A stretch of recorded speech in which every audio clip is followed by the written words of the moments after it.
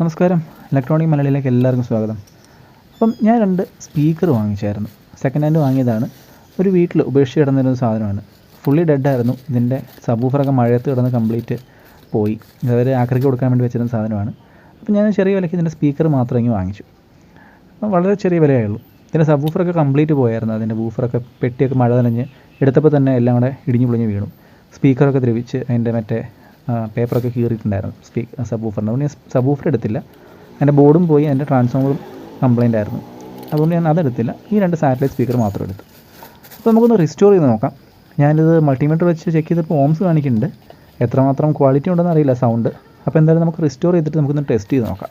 4 ഓംസിൻ്റെ സ്പീക്കറാണ്. എനിക്ക് തോന്നുന്നു 4 Ohm's 10 what ആയിരിക്കും. പിന്നീട് നമുക്ക് പറ്റുമെങ്കിൽ നമുക്ക് തുറന്നിട്ട് ഉള്ളിൽ എങ്ങനെയാണെന്ന് നോക്കാം. അപ്പം ഇതിൻ്റെ നിങ്ങൾക്ക് റെസ്റ്റോറേഷൻ കാണാൻ താല്പര്യമില്ലെന്നുണ്ടെങ്കിൽ ഇതിൻ്റെ എൻഡ് പോർഷനിൽ ടെസ്റ്റ് ചെയ്തതിൻ്റെ റിസൾട്ട് ഉണ്ടാവും. നേരെ അങ്ങോട്ട് സ്കിപ്പ് ചെയ്ത് കഴിഞ്ഞാൽ നിങ്ങൾക്ക് ഇതിൻ്റെ എൻഡ് റിസൾട്ട് കാണാൻ പറ്റും. അപ്പോൾ ഓക്കെ.